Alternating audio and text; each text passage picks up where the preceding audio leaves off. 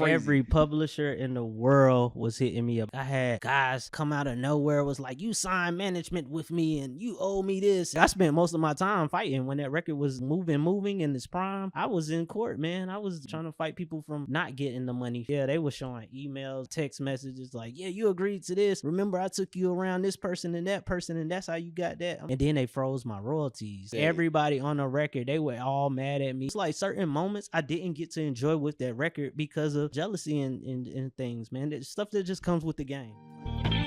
Calling back, got some keys.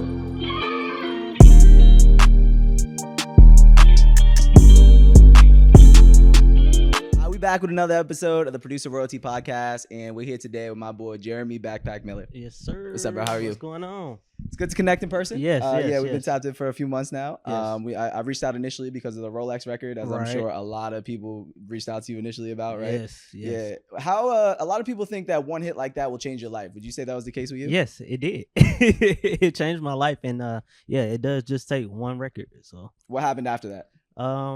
man, I got the attention that I wanted. It might not have, gone the way I thought it would, but it definitely brought a lot of attention to me, put the spotlight on me. And I think that's like, yeah, one of my biggest accomplishments. Yeah, well, I'm sure you had a shit ton of like publishers Yes.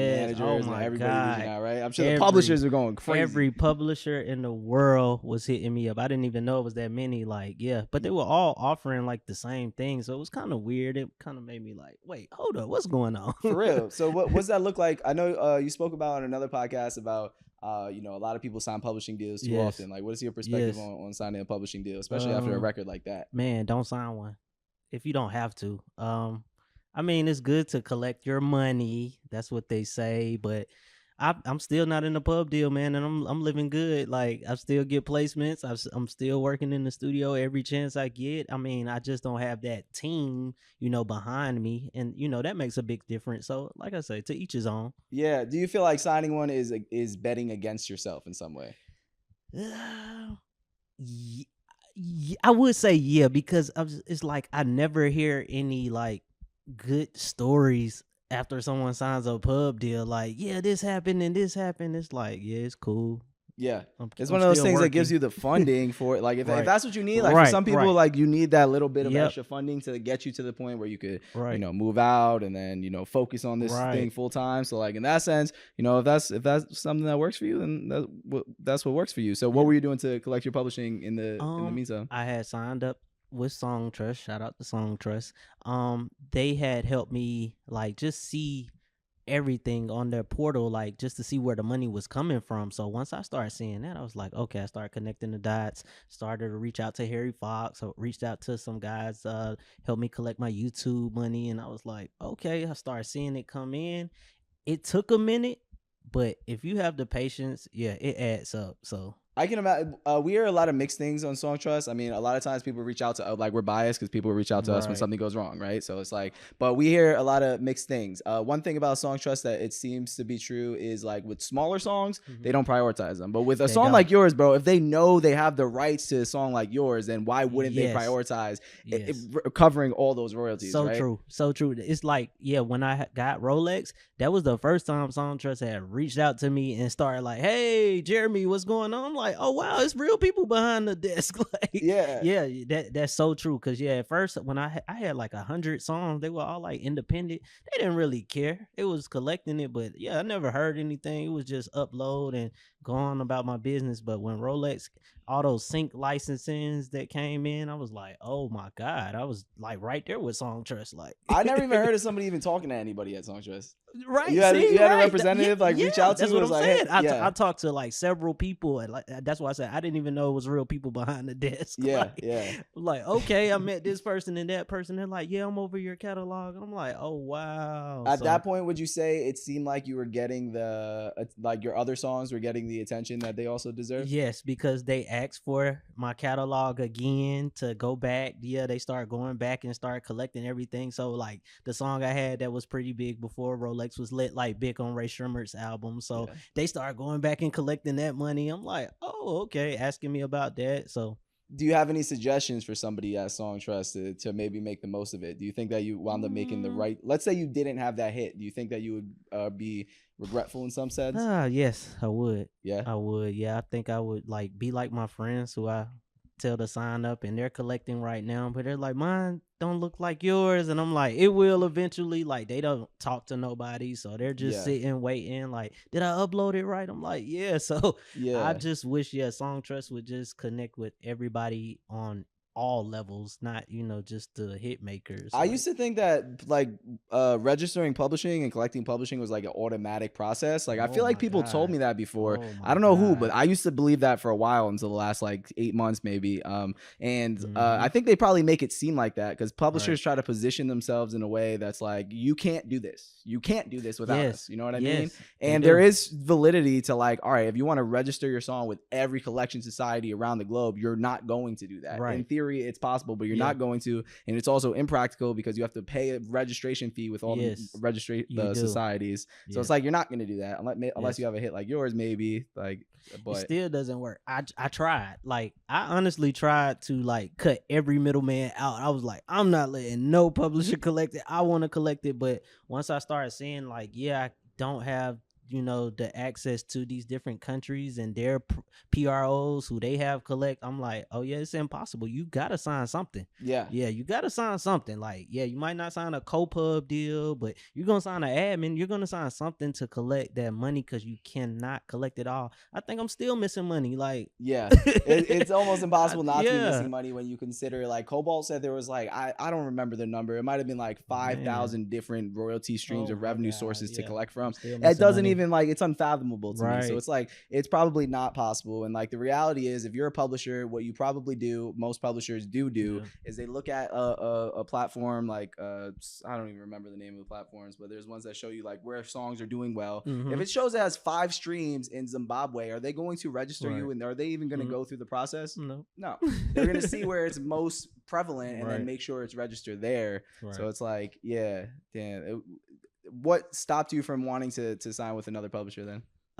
Again, just hearing my friends sign up with Sony and Warner, I'm not, saying that those guys are bad, but it's just like, no, I'm pretty much good on my own, versus, Yeah. like I said, I thought of ways to keep the money my way versus, giving them a percent. Is it worth it? Is that percent that I'm giving them worth it? I Mhm. honestly don't think so. Most guys that you sign up with at those publishing companies are gone within a year or two, so you're not even working with the same people. It's like it just didn't make sense for me. Yeah. Like I had my days where I was regretting it because I'm like, dang, I'm not on the new Kanye West album or I'm like Rihanna's album. Like, I missed opportunities like that because I'm not with a big publisher. Like, I get called into those rooms to work on records, but I'm not gonna make the final cut, and I know that because I'm not with a big publisher, and it's politics. The publishers, you would say, even if you're in the room, they'll be able to have an impact after you leave it, like in a way. Yeah, because they help with the sync deals and Yeah. licensing places that you definitely can't do on your own. So Yeah. it makes more money because I mean they're making money. So Yeah. yeah, it's like, but you get a big record, it's gonna go and do what it do anyway. Like, Yeah. and I seen that firsthand with Rolex. Like, Uh-huh. we didn't have no push behind it. It was organic as every way. Like, yeah, How did I it come seen about? it move. You briefly mentioned it in a couple others, but Mhm. like how did that? What was that even? Was that their first song? That was their first song. That was their first First song. song, Their first yes. song. So what was the business like on that? Because in those situations, I know they had a big fan base around them. I don't know if they signed to Columbia already. Yeah. Like it was Columbia release, right? Yeah, they signed to Columbia after. So, After. yeah, they were actually on tour with Usher dancing for him, and I guess they were just expressing their interest in music, and it was Jazzy Faye that told them, "Hey, if you guys put some music to that dancing, you guys are out of here." And boom, bought us in, and yeah, the rest was history. Brought you in how? How did that go? Just as far as like working on the music, trying to create some music around that dancing, that bounce. Like I say, like me and my guy Bless on the track, like we definitely had a little bounce going. So he was working with them firsthand. He knew the guy. So in the studio when he played the record, it was like, yeah. They had the lyrics. What was so they started with the dance, and then you guys built the beat around that? Well, they started with the lyrics. They had Started the with the lyrics lyrics. already in their phone. I think they had like just a few lines, like the Dabba Ranch. I just want to like they had that, and then Yeah. it was Jazzy that got with them, and boom, got the words, the lyrics together, and Yeah. everything just kind of pieced itself together.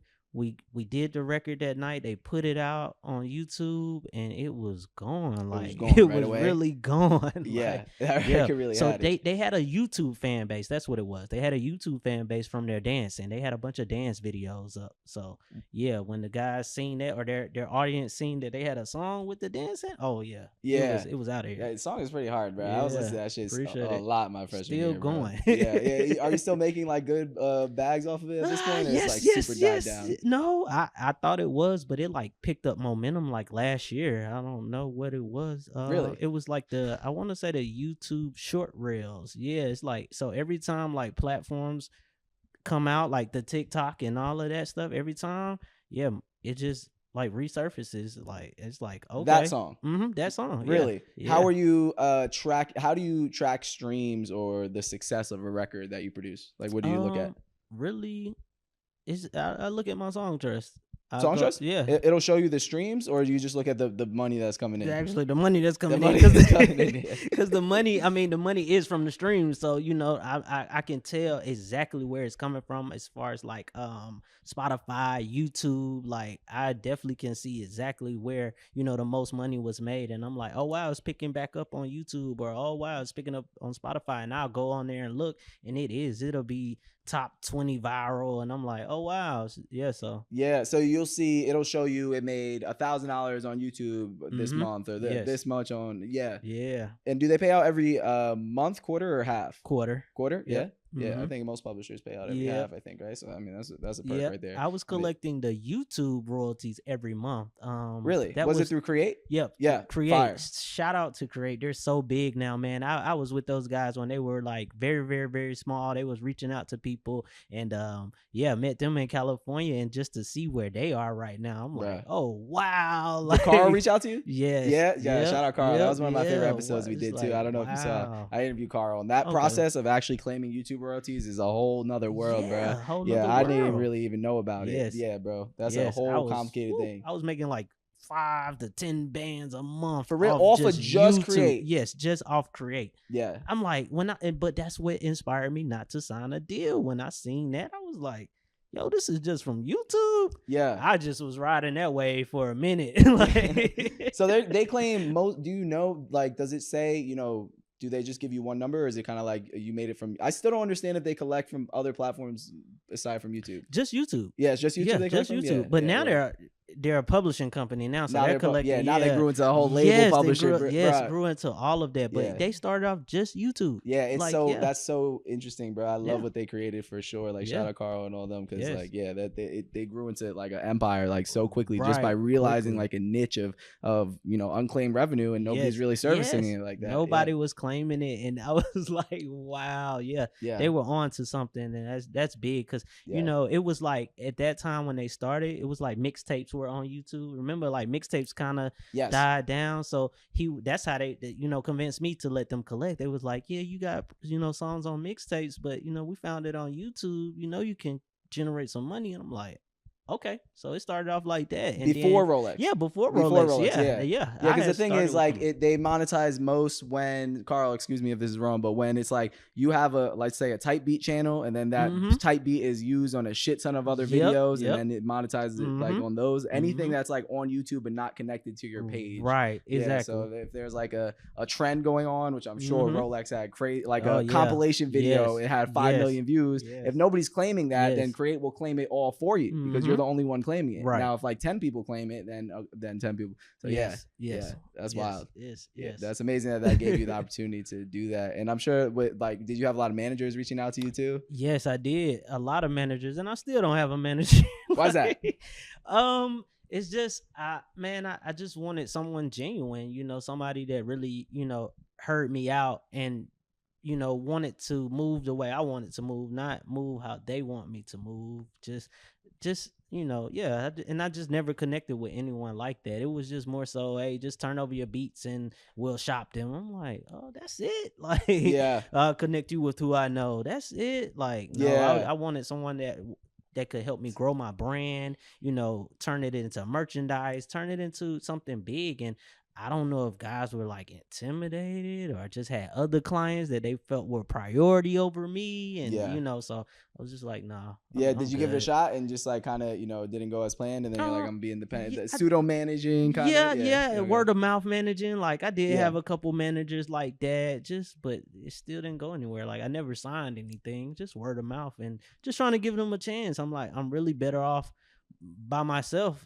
than giving you 20% to just shop some records. I can do that. Yeah. A lot of people don't even think about, it's like, if you're just looking for using a manager for opportunities, and why you have to sign with them, especially when you're first starting with them, why don't you just be like, anything you bring in, you get 20% of that. Anything you don't touch, then you don't get anything from that. So that's always an option. Like, but people, and I think managers don't even, first of all, why would they pitch that? I guess like if they, why would they pitch? I mean, that's what I guess we did. That's what I built producer royalty around, was like, just I knew I was going to be a lawyer, so I was like, I'm not trying to sign people to management deals, I'm trying to be their lawyer, but I'm not a lawyer yet. So it's like, all right, so I'm gonna offer like management services until the point, and like help you with what I kill. You know what I mean? Right. Yeah. Did you have a lawyer going through all those situations that was able to support you? Yeah, I did. And shout out to my lawyer Omar. He was a family friend, so when we started building, it was just kind of like, we connected instantly, and I just kind of let him handle things. And the trust was there. The trust was there. So and I can call him anytime. Like, we don't have no agreements or anything. Like, just call him. If somebody sends me something, I'm like, hey, Omar, look over this, and he does it, send it back, and that's it. And that's a blessing, bro, because that's so rare, especially like with music lawyers, because like they'll just have 1,000 clients, shit ton of associates, and like you want to work with this person, but it's like very hard to even get them to answer the phone. So, or they're just high dollar because they do have high clientele, so they're like, you want to work with me, 25. I'm like, oh my god, okay. That's a really tough thing to navigate for sure. I worry about that for myself, because it's like producer royalty is on trajectory to be huge, but I'm like, that's why I wanted to be like the producer law firm, not Daniel Cruz Hernandez law firm. You know what I mean? Because otherwise everybody will expect that, and I'm not trying to set that expectation. At a certain point, you can't work with everybody, obviously, right? Yeah. Who do you decide to work with, like at this point in your career? How do you approach collaborating with people? Just really, I mean, it's crazy because I'm not the guy that reaches out to you on Instagram just because you're this producer or that producer. Hey, let's collab. You're following me back. Let's work. No, I like to still do it old school, I guess they call it old school, but face to face, man. I'll connect with some guys through there, but I want to meet you. I want to be in the studio and vibe with you. I don't like sending loops back and forth. Like, it's cool, but no, I like organic, just. Yeah, you like to really create in the room with people. You like to be with the artist too when you're making beats, or both? Love being with the artist. Like, I feel like anytime you're in the room with the artist and make a record, it's always going to be big. Like, every time. Why is that? Just because you're connecting the dots. You're hitting every point, as far as what the record needs to sound like, how it needs to be chopped up, how it needs to be broken down, like. Everything is right there versus, when you sending a record through emails, you're going through all that back and forth. Hey, can you take this out? I'm not feeling that. Could you open up this space right here and let me sing? Like, and that just prolongs the record. And then by the time, you finish the record, they on to something else. They got another record that they like. So they're not even excited they're not even excited about it no more. So I like being in the room, making that record. You leave out of there knowing what you got, like the finished product. Really? Okay, that's something I haven't really heard that much before, but it makes perfect sense. Like, like there's when you're sending back and forth, there's a lot of revisions that are being requested, and it just died. I'm sure the idea just dies out in their head. Like, it's not fresh. It dies out of my head too as the producer. I'm like, okay, you're doing too much. All right, next. Yeah, so, you gotta like remind yourself of the vibe that you were feeling in that moment, right? Right, exactly. Yeah, that's exactly what it is. You got to remind yourself of that vibe. Like, when they're in the room with you, it's just flowing, man. Especially, like I said, if everybody is talented, it's gonna go. What are all your bigger tracks for the most part like ones that you made in the room with people in some capacity, or like? Pretty much. The only one that really wasn't was the Eminem record. Shout out to Mike Will. That was Mike Will in the room with him. Yeah. So he played that record and got that one going. But yeah, that's how that one come about. You sent the loop or actually my friend Daniel, he was working with me, A&R for me and producing. So he was actually in the studio with Mike Will. He played the record. I think I had like just some part of it done, like the guitar and stuff. He took the record to Mike, and then Mike, the genius behind it, just took it. Yeah. And I think it was supposed to go to Kendrick Lamar first, and then it ended up in Eminem. Like, yeah. So, and is that how the Lit Like Big? That's what it's called? Yeah. Well, Mike Lit Like Big. That too, no? Yeah. Mike Will and me and Steve, his engineer at that time, Steve Habicki, he actually put that one together, because I think same thing. I started on the beat, and then Steve was in the studio. He was recording Ray Shrimmer at that time. He recorded that whole project, so he introduced that beat to them and was like, I think this should be the intro. Like it just sounds like an intro, and then they pieced it together. Yep. Fire. Damn. Yeah. What's where were you? You're from Atlanta, yeah, I'm from here. Yeah. Mm-hmm. What keeps you out here? You didn't want to relocate to another town? I moved around. I just came back like a few years ago. I thought you told me that. Yeah, I lived in Houston. I lived in LA. But home is where the heart is. I mean, I felt like, I don't know. It's like when I moved away, it felt like all the attention was back here, and then when I'm here, it seems like all the attention is somewhere else, and it's like I'm ready to go now. Like, yeah. And what was the Houston scene like? Houston at that time, it was like very, very, very slow. I was out there 2015 to 2018, so it was just slow. I was working with some guys that rap a lot, and trying to get the Houston history down first, because I feel like anywhere I am, I want to know the history behind the city as far as music. Like, who are the OGs, what the music scene is like what the sound is like. So I was moving around.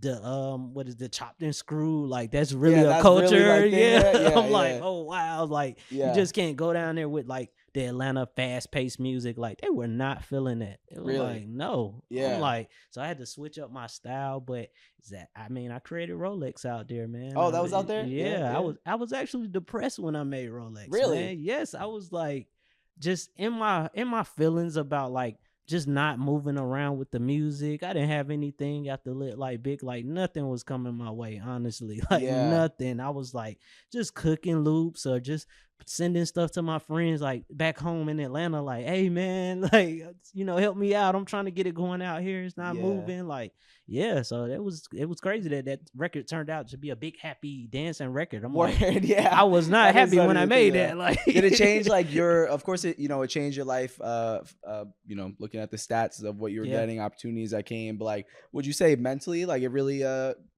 gave you a boost? For sure.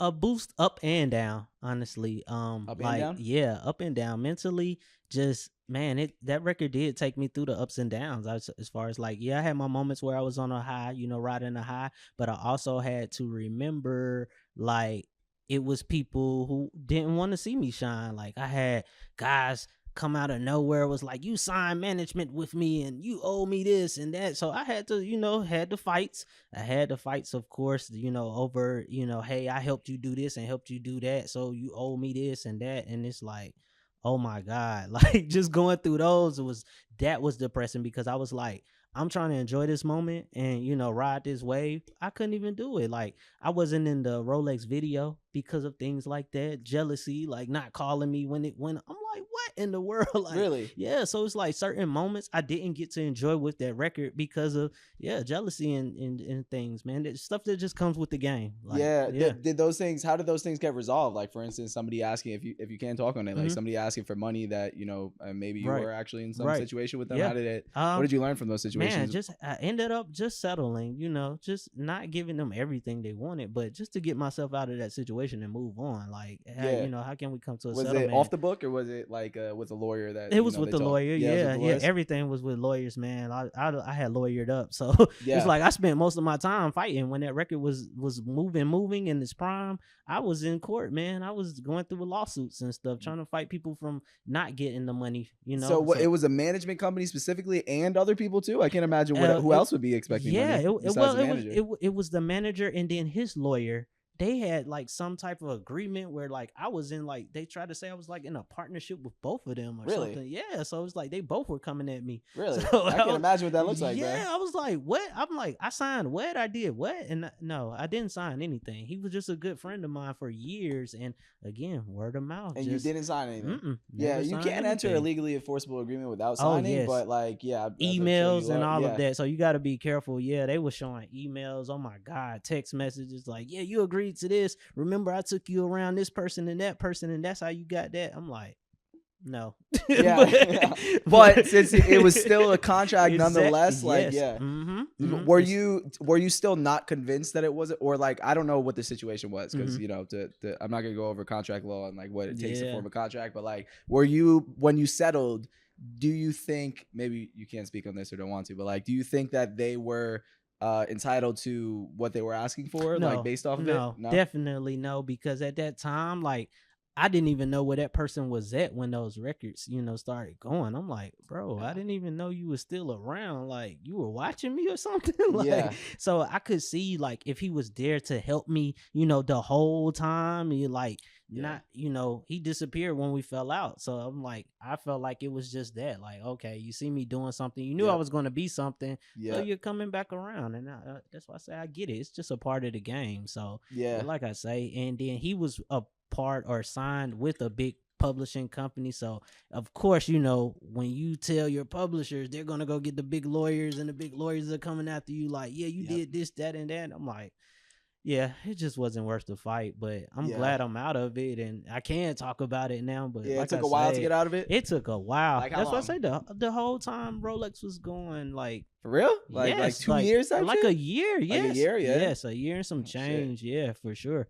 Like, that's why I said I didn't get to enjoy none of those prime moments when they were like touring and just moving around with the record. It was that consuming, like those issues were that consuming. Like, it wasn't like you get an email every 5 days. It was like like daily. I just felt like, because they were at that point, they were watching me, like trying to see what else I was getting, and I didn't want to work on no new records because I was scared that they were gonna try to attack me for that record. So it's like I was just trying to wait till things settled before I did anything else. I just didn't know how it was gonna go. So I just kind of backed out of it, like out of like opportunities, like I'm good, and then they froze my royalties. So, oh, for real? Your publishing royalties?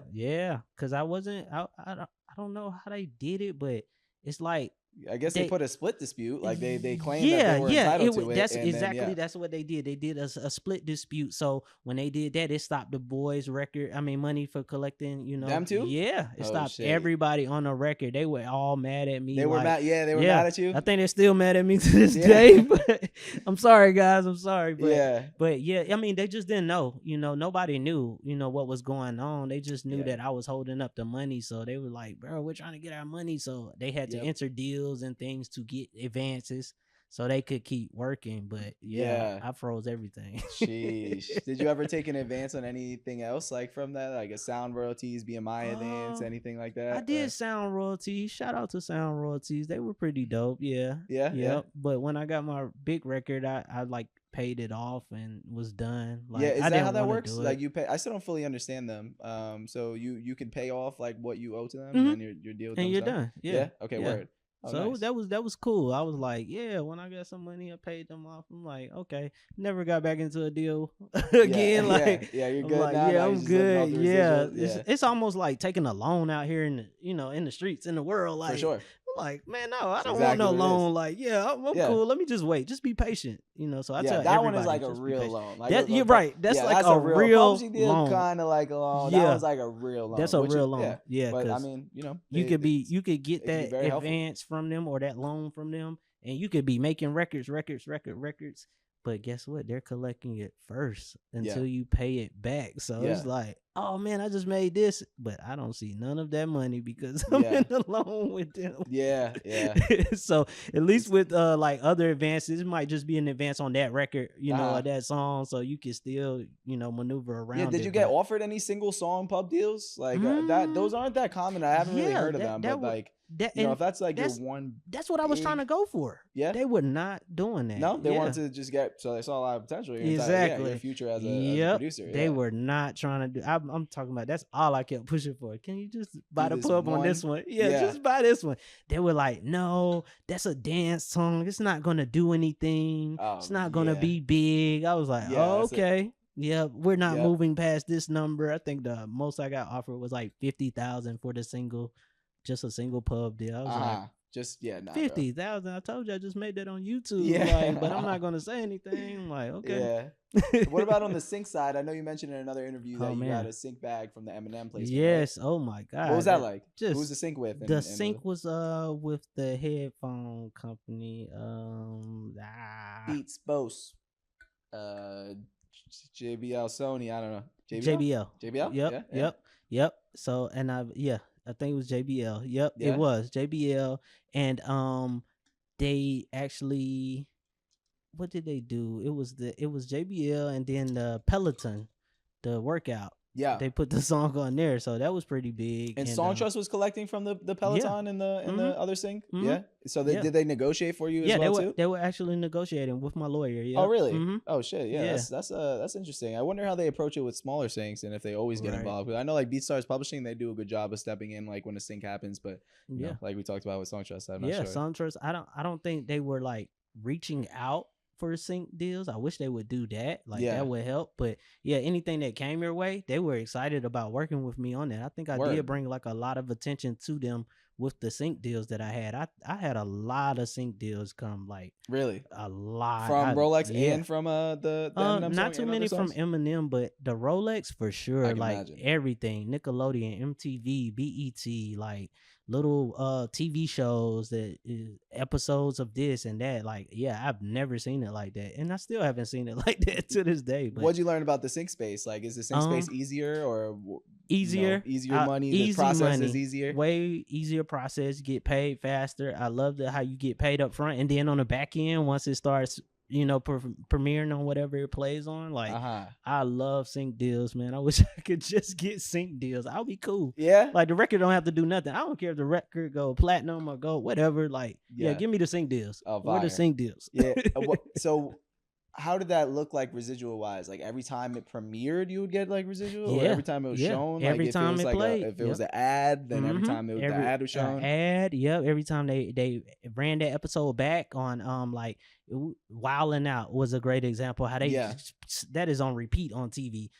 Kept getting paid every time it played on there. Yeah, so. And your PRO was collecting that as well too. So you're getting, that's why I say the front end with Songtrust, you get the bag, and then on the back end the PRO collects it, and I got to see it. So, the PRO will continue, like even if you're in a publishing deal, like the PRO will still continue giving you your writer share, and then the publisher collects the publisher share on it. So you're still always receiving your writer share the whole time too. That's why I said the sync.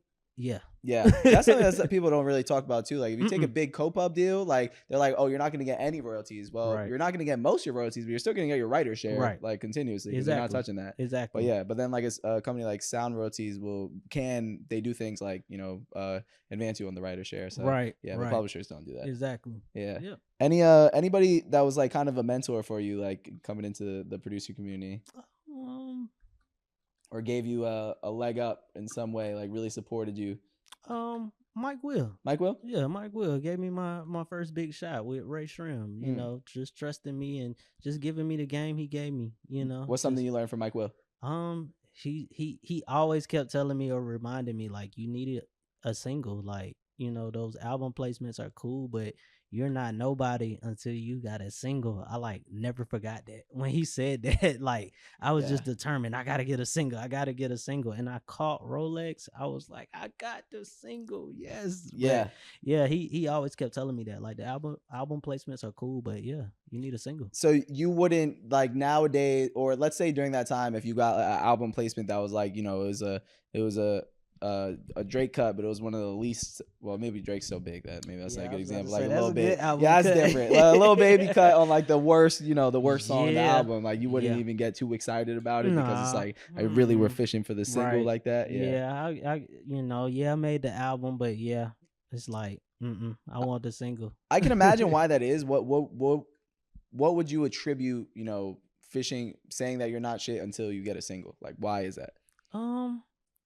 I guess the money just comes different because I was just on album placements, but when I seen the single, how different it was as far as like what comes in or how people just treated you, it's definitely a big difference from, oh, I just made this album to, oh, I made that single that's on the radio playing every time you turn on the radio. Like they're like, oh, okay, yeah, it brought way different attention. Very different. I can imagine, bro. That's awesome.